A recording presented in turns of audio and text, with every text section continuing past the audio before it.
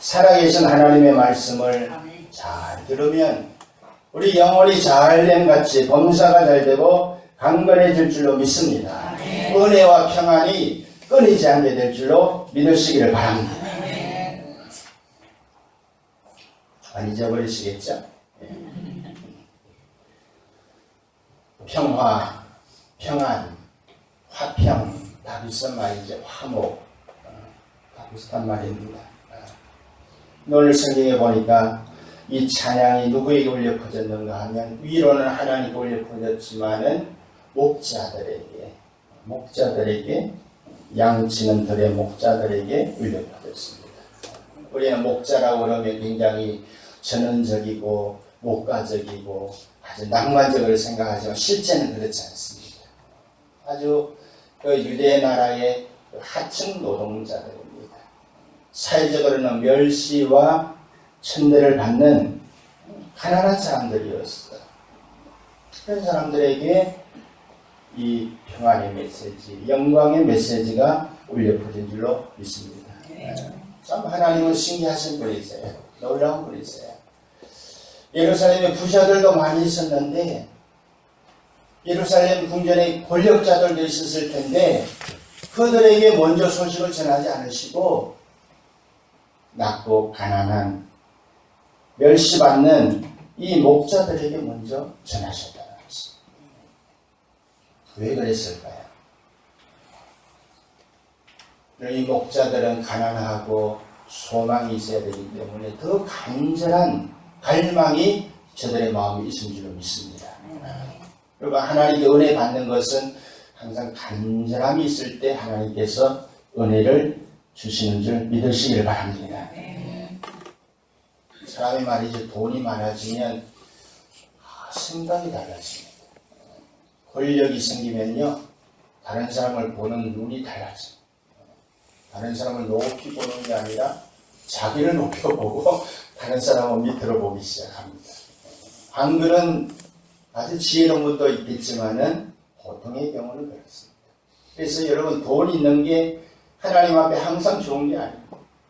권력이 있는 게 하나님 앞에 항상 좋은 게 아니에요. 돈 때문에 은혜 못 받고 권력 때문에 은혜 못 받는 경우가 많습니다. 제가 좁은 문으로 들어가기에 힘쓰자 하는 말씀을 전하지 않았습니까? 제 아내가 집에서 여러 가지 일을 하다가 들어보고 하는 말이 많은 사람들이 넓은 문으로 들어가려고 애쓰고 힘쓰고 살아가고 있구나 그런 이야기를 하더라고요. 여러분 그래서는 안 되겠죠. 이 목자에게는 간절한 갈망이 있었기 때문에 주님께서 가장 먼저 복된 소식을 전해주신 줄 믿습니다. 돈도 필요하고 권력도 필요하고 명예도 좋은 것입니다만은 그것이 하나님의 은혜를 가로막을 수도 있다 하는 것을 기억해야 하겠습니다. 이 목자들은요 자신들의 피곤함을 무릅쓰고 밤새 노동한 것에도 불구하고 주님께 직접 가서 아기 예수님의 탄생을 눈으로 본 줄로 믿습니다. 평안하시기를 바랍니다. 평안이 필요합니다. 모든 사람에게 평안이 필요합니다. 이 평안과 평화는 모든 사람에게 필요한 하나님의 은혜입니다. 에이레네 영혼이 평안하고 확신을 가지고 두려움이 없고 만족하고 염려가 없고 조화롭게 살고 안전하고 행복하고 평화보다 더 좋은 게 있을까요? 전에 한번 말씀드렸죠. 하나님께서 우리나라에 자유를 주셨어요. 빵을 주셨어요. 그 다음 단계는 평화입니다. 평화로운 나라. 평화로운 나라가 되기 전에는 정의로운 나라가 되어야 되겠죠. 정의롭지 않으면 평화로울 수도 없으니까. 그래서 평화로운 나라까지 우리나라도 하나님께서 인도해 주실 줄 믿습니다. 그럼 표정을 한번 보면 내 표정이 평안한 표정인지 신선 표정인지 짜증난 표정인지 집에 가서 한마디 쏘아대야 되겠다는 표정인지 표정 보면 다 나옵니다. 수요일날 말씀드렸죠. 우리 교회 암행의사가 다녀갔는데요. 성도들의 표정이 좀 더 밝았으면 좋겠다. 암행의사가 그런 보고서를 냈어요. 제가 그러지도 않았는데 스스로. 여러분 좀 평화스러운 표정을 이 시간에 한번 만들어 보시기 바랍니다. 옆에 사람 보고 가장 평화스러운 표정 한번 해보시기 바랍니다.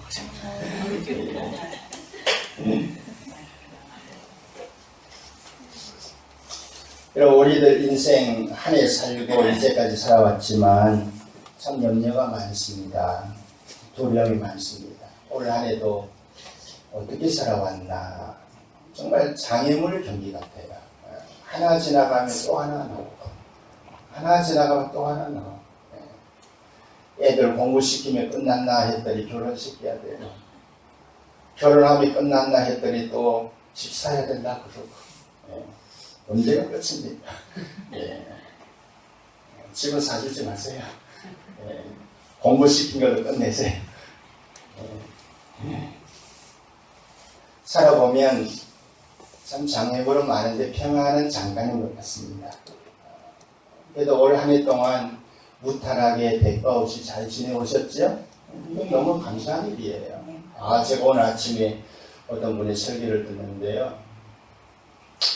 그 아들이 미국에서 의사로 있습니다. 전화가 왔대. 아빠 전화가 왔대. 그래서 아들 그랬다고 그러네. 그 목사님이 제일 좋아하는 개그가 뭐냐면 아버지와 아들. 그게 그래. 그래서 아빠 그래서 자기는 아들이라 그랬다고 합니다. 근데 그 아들이 울면서 전화가 왔는데 그 병원에 동료 의사의 자녀가 죽었다는 겁니다. 6개월짜리가. 그래서 어떻게 죽었는가 했더니 부인도 의사입니다. 부인이 그날 아침 일찍 새벽에 병원에 나가면서 그 남편에게 자녀를 맡기는 좀 봐달라. 병원에서 일 보고 오겠다. 그런데 새벽 6시쯤 이분에게도 콜이 온 거예요. 응급 환자가 생겼다. 빨리 나와라. 그래서 그 딸을 뒤에 시트에다가 이렇게 이어가지고 병원에 갔습니다. 그런데 이분이 너무나 급한 마음에 딸을 두고 간 거예요. 그래서 그 안에 응급실에 가서 수술을 하고 여러 가지 일이 생기지 않겠습니까? 수술을 다 끝나고 보니까 내가 아이를 차에 놓고 왔구나. 아마 1시간 내로 올 생각으로 갔겠지요.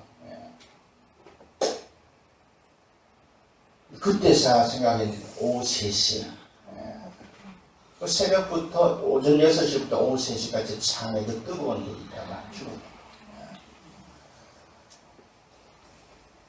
의사에게도 이런 일이 있을 수 있습니다. 참 말로 다 할 수 없는 어떻게 위로할 수 있겠어요. 어떻게 보면 다른 사람을 살리기 위해서 내 자식을 죽인 꼴이 되었으니 참 어떻게 말로 할 수가 없는 일이 있습니다. 여러분 우리가 세상 살다 보면 기가 막힌 일들이 있습니다. 근데 감사하게도 올 한 해 동안에 염려도 있었고 어려움도 있었지만 하나님께서 여기까지 내주신 것 참 감사합니다. 성경에서 우리가 나그네 인생 길이라고 하지 않습니까?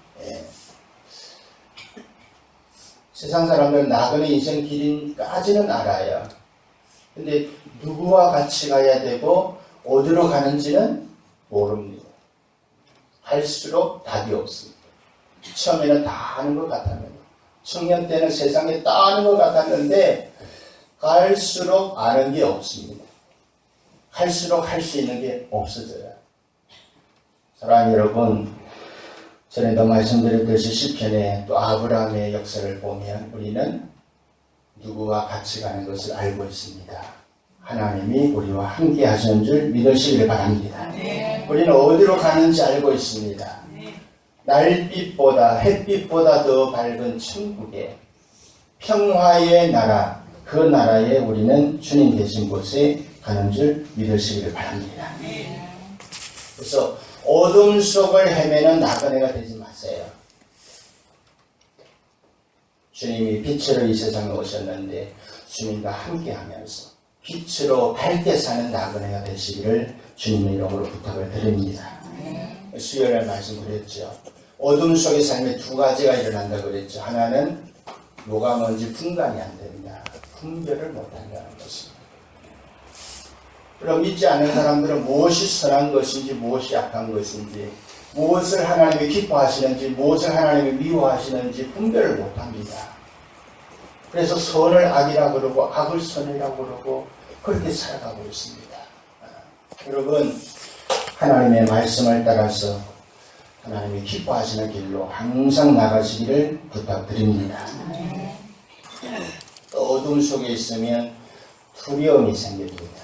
여러분 깜깜한 시골방 화장실 간다고 생각해 보세요. 분명히 기다리는 게 있죠. 빨간 손줄과 파란색 줄과 기다리는 것이 있습니다. 얼마나 두려운지 몰라요. 우리 어릴 때 정말 화장실 고생해서 화장실인데 워싱턴 칼리지 옛날에 변수라 그랬어요. 변수 한번 들어가는 게 얼마나 두려운지 몰라요. 어린아이에게는. 두려울 때 특징이 뭐라고 그랬죠? 움켜진다는 것입니다. 움켜진다. 사람들이 돈을 움켜쥐고 권력을 잡으려고 움켜쥐고 이 모든 것이 겉으로 보기에는 좋은 것이지만 그 내면에는 뭐가 있다고요? 두려움이 있다는 거죠. 두려움. 두렵기 때문에 돈을 움켜쥐고 하나님이 내일은 안 도와줄까봐 하나님이 내일은 일용할 양식을 안 주실까봐 그걸 내가 지금 움켜쥐는 것입니다. 여러분 오늘 도우시고 오늘 함께 하시는 하나님 내일 도우시고 내일 함께 하심을 믿으시길 바랍니다. 성도의 믿음이 여기 있습니다. 움켜쥐지 않습니다. 그것 없으면 못 살겠다고 말하지 않습니다. 왜? 조종 하나님이 계십니다. 변치 않으신 하나님이 계시기 때문에 그렇습니다. 모든 사람에게 모든 인생에게 평안이 필요합니다. 평화가 필요합니다. 당시 유대 나라 여러분 사정 아시죠? 겉으로 보면 로마에 의한 평화가 이루어졌습니다. 박스 로마나 모든 나라가 평안한 것 같았어요. 무력으로 진압했습니다. 법으로 다스렸습니다. 군대를 파송했습니다. 평화스러운 것 같았어요. 그러나 속으로는 그렇지 않았습니다. 로마의 식민지 백성으로서 불안하게 억눌리면서 평화 없이 그렇게 살았습니다. 이러한 때에 천군 천사를 보내셔서 베들레헴의 목자를 통해서 오늘 우리에게까지 하늘에는 영광, 땅에는 평화, 우리에게 주신 말씀으로 함께 받으시기를 간절히 바랍니다. 사실 우리나라에도 이 평화만큼 필요한 것이 없습니다. 사람들은 경제하지만 정말 필요한 것은 평화입니다. 지금 우리나라가 한 65년째 전쟁 없이 지나오고 있지 않습니까? 겉으로 보고는 평안하지만은 불안한 평화예요. 언제 깨어질지 모르는 흔들리는 평화입니다. 군대의 힘으로 지키고 경찰의 힘으로 지키고 검사들이 법정에 사람들을 세우고 하지만은 깨어지기 쉬운 평화가 지금 우리가 살고 있는 우리 조국의 모습이라고 할 수 있습니다. 그래서 우리나라에도 더 많은 평화가 필요한 줄 믿으시길 바랍니다. 우리가 이것을 위해서 기도해야 우리 교회가 평화를 날려줘야 나누어줘야 합니다. 우리를 자유케 하는 참된 평화는 어디서 오는 것입니까? 여러분 아시는 것처럼 미국의 루즈벨트 대통령 32대 대통령이 인간이 인간답게 되려면 4가지 자유는 기본적으로 있어야 된다고 말했습니다. 이것이 유엔을 만들고 인권선언을 만들고 기초가 되었죠. 첫째는 의사 표현의 자유다.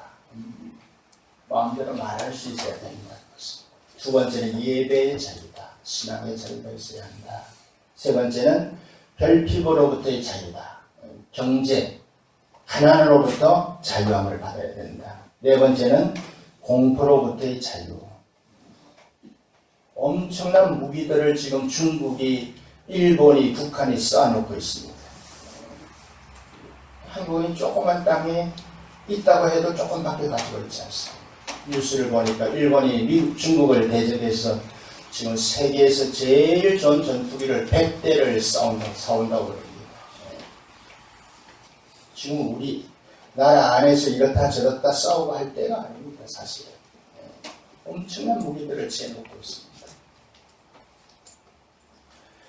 물론 이것이 다 필요하고 중요하지만 하나님은 뭐라고 말씀하십니까? 지난주에 말씀드린 것처럼 우리에게 참 자유가 오려면 죄로부터 자유가 이루어져야 된다 하는 것입니다. 죄로부터의 자유가. 이는 제가 자기 백성을 저희 죄에서 구원할 자이십니다. 사랑하는 여러분, 다시 한번 말씀드립니다. 죄에서 자유함을 누리시기를 바랍니다. 성경은 말합니다. 모든 사람이 죄를 범하였다. 의인은 없나니 아무도 없다. 그래서 하나님 앞에 가장 겸손한 사람이 누굽니까? 주님, 저는 죄인입니다. 이런 고백을 진실하게 드리는 사람이 가장 겸손한 사람이에요. 반대로 가장 교만한 사람이 누굽니까? 하나님, 왜 제가 죄인입니까? 저는 아무 죄도 없습니다. 이런 사람이 하나님 앞에는 가장 교만한 사람이다 하는 것입니다. 여러분, 우리는 모두 용서받은 죄인인 줄 믿으시기를 바랍니다. 용서받은 죄인. 죄인은 죄인인데 용서받은 죄인입니다. 오히롭다고 인정해 주시고 간주해 주신 사람들이다 하는 것입니다. 감사하게도 하나님은 죄로 부서진 인생을 받으시고 나서 우리에게 온전한 평안을 주시는 줄 믿으시기를 바랍니다. 온전한 평안을 주십니다. 제가 어떤 글을 보니까요, 죄도 종류가 있더라고요. 젊었을 때 죄는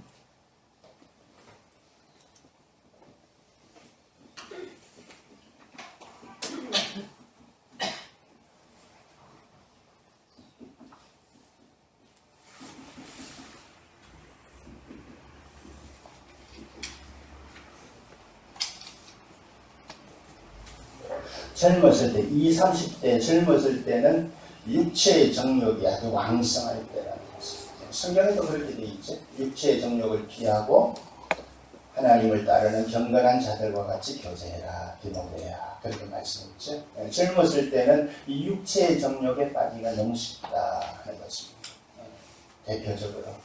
그리고 중년에는 이 투쟁심, 싸워서 이기겠다는, 남보다 앞서겠다는 이 투쟁심이 경쟁심으로까지 발전이 돼가지고 서로 올라가고 내려가고 하는 이러한 일에 고통을 당한다는 것입니다. 그리고 나이가 들어서는 젊을 때 가지지 못했던 이 탐욕을 버리지 못해서, 노욕이라고 그러죠. 탐욕을 버리지 못해서 괴로움을 당하고 죄에 빠지게 되고 그렇게 한다는 것입니다. 다 맞는지는 모르겠습니다만은 여러분 참고로 하시길 바랍니다. 여기도 젊은 분들이 있고 중간쯤 되시는 분이 있고 또 나이 드신 분들도 있는데 참고해서 여러분 죄에서 자유함을 누리시길 바랍니다. 지난주에 말씀드렸죠. 하나님은 우리가 죄에서 자유함을 누릴 수 있는 완벽한 계획을 가지고 계세요. 그리고 완벽한 방법을 우리에게 주신 줄 믿으시기를 바랍니다. 저는 그 말씀을 저 스스로도 굉장히 은혜를 받았습니다. 첫째는 죄의 본성으로부터 분리시켜 주십니다. 두 번째는 우리를 의롭다고 선언해 주십니다. 세 번째는 하나님의 성품을 우리에게 주입시켜 주십니다. 인퓨즈, 부어 주십니다. 네 번째는 하나님의 뜻을 행할 소원과 능력을 우리 마음에 주십니다. 할렐루야. 마지막으로는 성령을 우리에게 주십니다. 하나님의 계획은, 방법은 완벽합니다. 여러분, 우리가 그것을 알고 그것을 좋아하고 그것을 받아들이고 그 안에서 자유롭게 평안하게 누리시기를 주님의 이름으로 부탁을 드리겠습니다. 우리 예수님은 평화의 왕으로 이 세상에 오셨습니다. 우리 성경에 이 에이레인이라는 말을 찾아보면 정말 많이 나옵니다.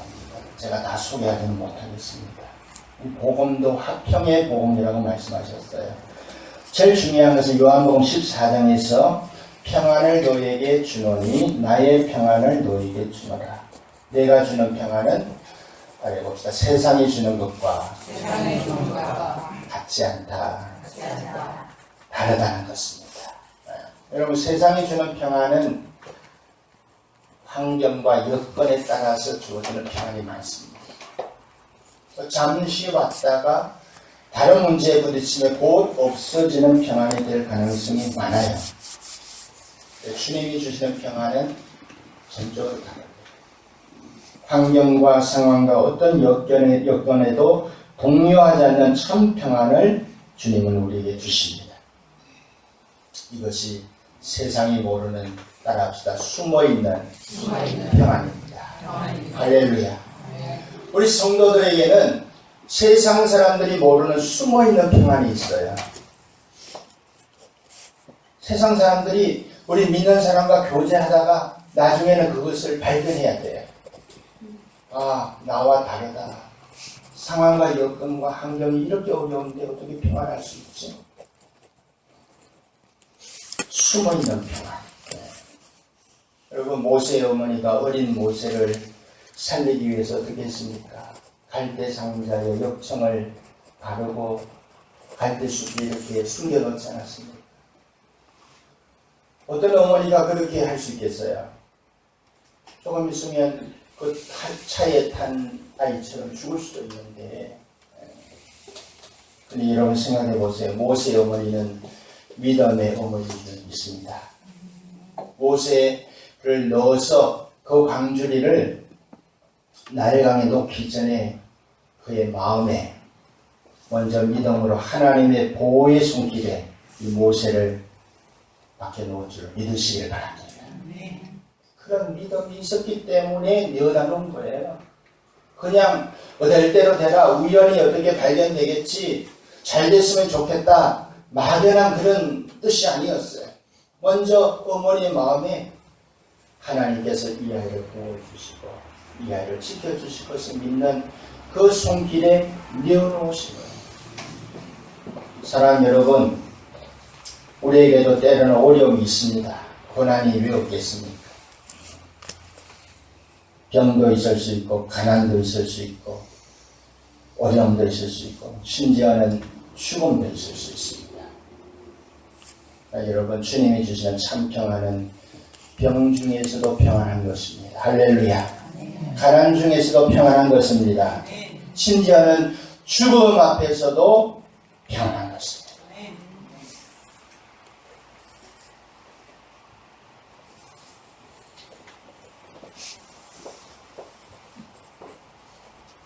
신문 같은 거 보면 영어로 이런 글자 RIP 지금 돼 있죠.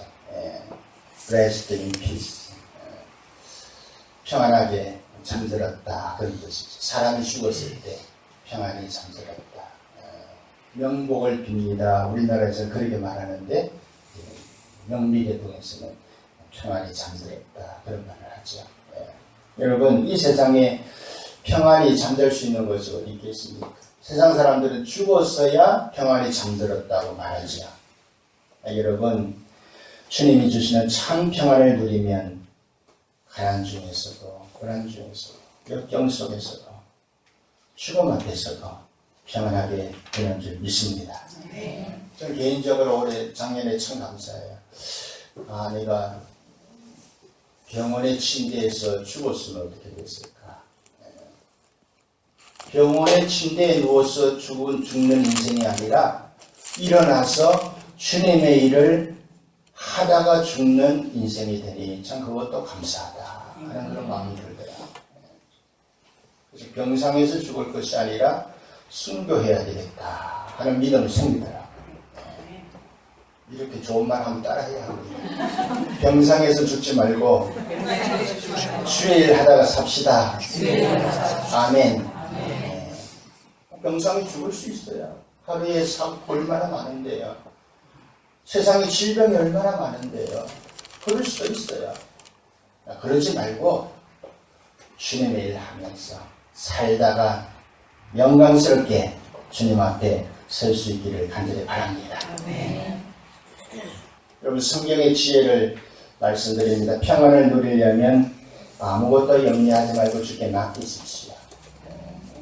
내가 가지고 있으니까 평안이 없어요. 주께 맡기세요. 그리스도께서 내 마음을 주장하시도록 내 마음을 주님께 내어드리세요. 내 마음을 주님께 내어드리지 못하는 사람들도 있습니다. 내 마음을 주님께 내어드리세요. 로마서에서 사도 바울은 육신의 생각은 죽음을 가져오지만 영의 생각은 생명과 평안입니다. 할렐루야. 그래서 영의 생각을 많이 하세요. 영의 생각을 많이 하시면 주님이 주시는 참 평안, 세상이 주지 못하는 그 평안, 세상 사람들이 가지지 못한 숨어있는 평안을 저와 여러분이 꼭 가지게 될 줄로 믿습니다. 주님 주시는 평안 안에서 즐거워하시길 바랍니다. 로마서 5장 11절에 보니까 이제 우리로 화목을 얻게 하신 우리 주 예수 그리스도로 말미암아 하나님 안에서 또한 즐거워하느니라 말씀했습니다. 주님이 주신 평안이 내 안에 있으면 즐거워하게 됩니다. 기뻐하게 됩니다. 카이로하게 됩니다. 원문으로는 카이로예요. 내가 기뻐한다. 여러분 다른 데는 여행을 못 가시더라도 카이로는 꼭 한번 가보세요. 카이로가 어느 나라 수도죠? 모르는 사람 있을 거예요. 내가 기뻐한다. 카이로, 내가 기뻐한다. 이 시간 예수님을 우리 마음에 단단히 영접하고 우리 부산말로 단디 붙들고 우리 하나님과 화목하시고 평안하시기를 주님의 이름으로 축원합니다. 조금만 더 말씀드리겠습니다. 이제 우리가 하나님의 평화를 받았으니 평화를 위해서 일하는 사람으로 살아야겠습니다. 기쁜 구주 성탄은 베들레헴에 떨어진 불씨와 같습니다. 작은 불씨. 아기 예수님으로 구유에 알려지지 않게 난 작은 불씨와 같습니다. 그 불씨가 퍼져서 온 세상에 지금 여기까지 주님의 불이 임한 줄 믿습니다. 생명의 불씨, 평화의 불씨, 사랑의 불씨, 빛의 불씨. 여러분, 내 속에 주님의 평안이 있는 것은 평화의 불씨가 내 속에 와 있는 거예요. 여러분, 그것을 이제는 퍼뜨려야, 날라주어야 합니다. 평화를 위해서 일하는 사람이 복이 있다고 팔복에 말씀했죠. 합평케 하는 자는 복이 있나니 저희가 하나님의 아들이라 일컬음을 받을 것이며. 일곱 번째 복입니다. 평화를 위해서 일하는 사람, 그런 뜻입니다. 피스메이커. 여러분, 우리가 하나님께 죄 용서를 받았으니 다른 사람의 죄를 용서해 주라고 말씀하셨죠. 마찬가지로 하나님의 평안을 얻었으니 이제는 평화를 위해서 일하라. 주님은 우리에게 그렇게 말씀하십니다. 마가복음 9장 50절에 너희 속에 소금을 두고서로 화목하라고 말씀하셨어요. 옛날에는요, 소금이 굉장히 귀했습니다. 금보다 더 귀했습니다. 돈같이 쓰였습니다. 그러니까 우리가 모일 때에 화목하는 것이 그렇게 중요하다는 겁니다. 소금같이 중요하다는 거예요. 여러분, 우리 교회는 화목하는 교회가 언제나 되어야 할 줄을 믿습니다. 고린도서 5장 18절에는 또 우리에게 화목하게 하는 직책을 주셨다고 했어요. 또라는 말이 중요합니다. 그 앞에 보면 우리를 화목하게 하시고 끝나지 않고 또 우리에게 직책을 주셨다고 했어요. 직책은 직분입니다.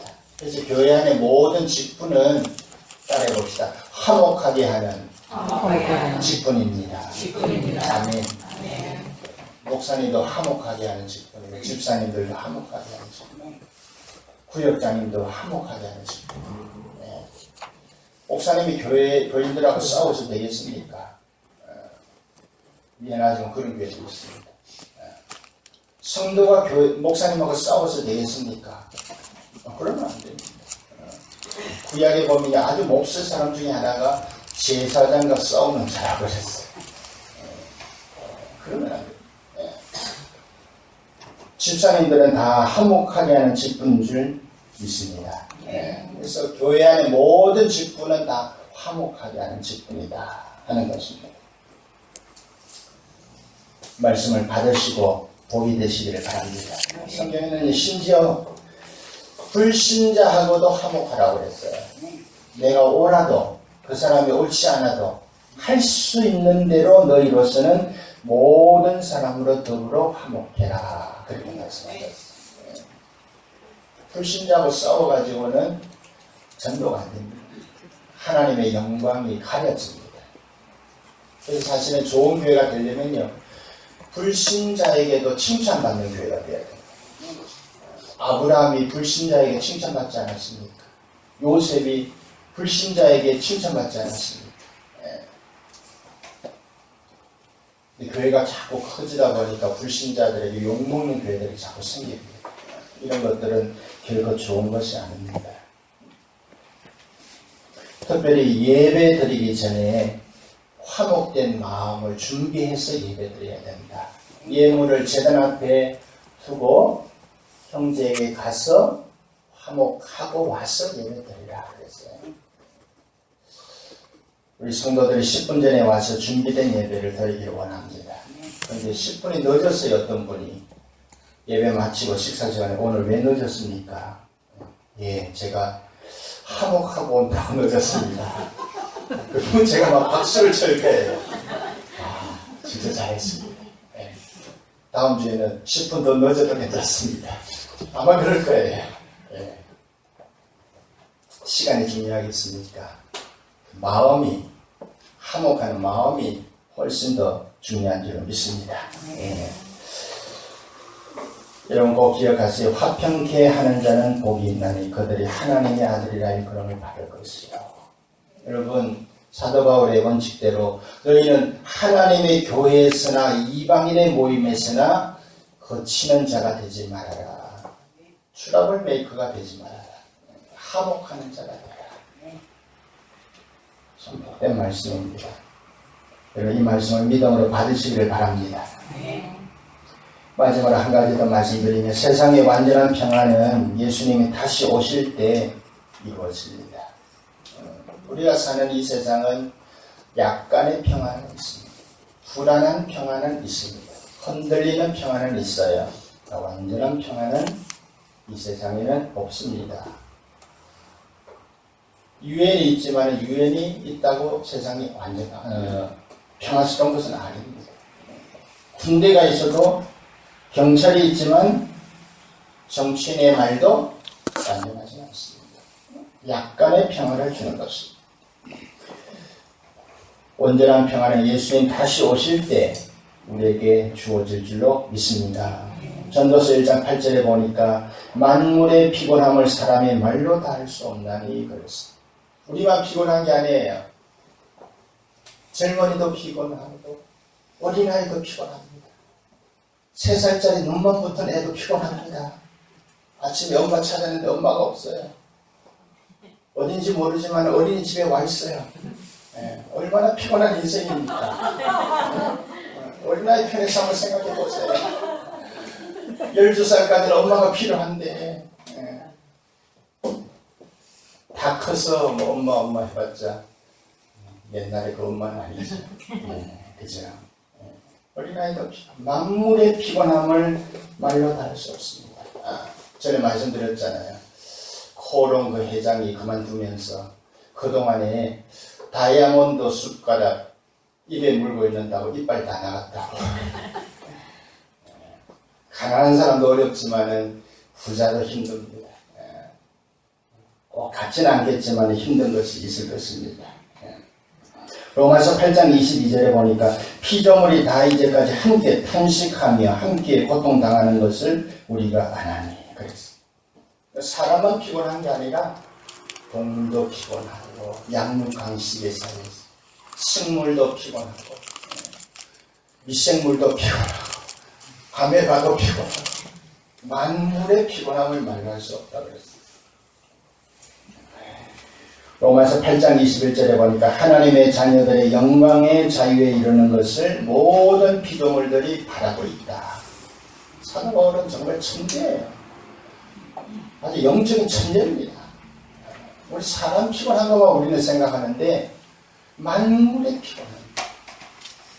그리고는 하나님의 자녀들이 나타날 것을 기다리고 있다고 로마서 8장 19절에 분명히 말씀하고 있습니다.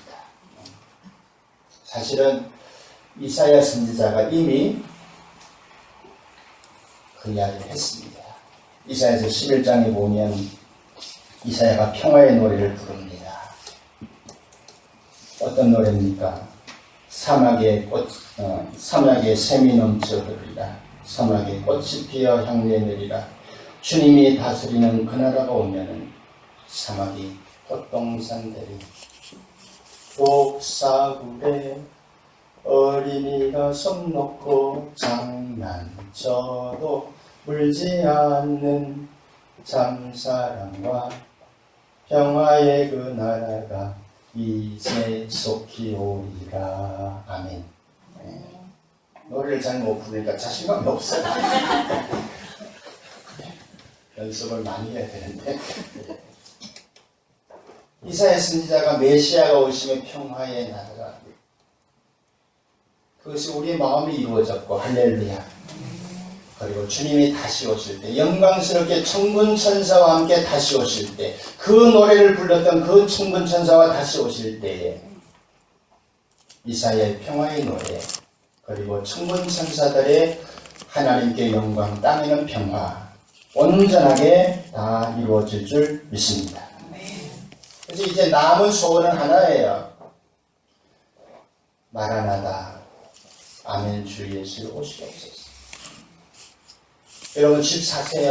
좋은 차 사세요. 아들 자녀들 시집장가 보내세요. 그냥 하는 겁니다. 그건 소망이 아닙니다. 소원이 아니에요. 그냥 하는 거예요. 우리의 소원은 단 하나입니다. 마라나다 아멘 주 예수여 어서 오시옵소서. 스펄전 목사님은 하늘에 이상한 구름만 떠올라도 혹시 오늘 예수님 오시는가 하고 마음이 설레다고 했어요. 그분이 담배를 피워서 그렇지. 옛날에는 이 담배가 해독이 되는 독이 있는 것을 몰랐던가 봐요. 60년대 영화를 보면요. 처음부터 끝까지 담배 피우다가 납니다. 그 설렘이 저와 여러분의 있기를 바랍니다. 우리는 세상에 살면서요, 천년 만년 살듯이 살아갑니다. 그렇지 않습니다. 우리는 다 시한부 인생이에요. 미안하지만 어떤 사람은 10년, 어떤 사람은 30년, 어떤 사람은 50년 조금 길 뿐이지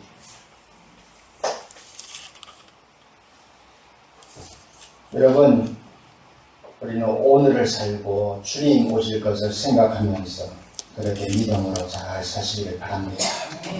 평화의 노래를 부릅시다. 이사야 선지자와 같이 평화의 노래를 부르시기 바랍니다.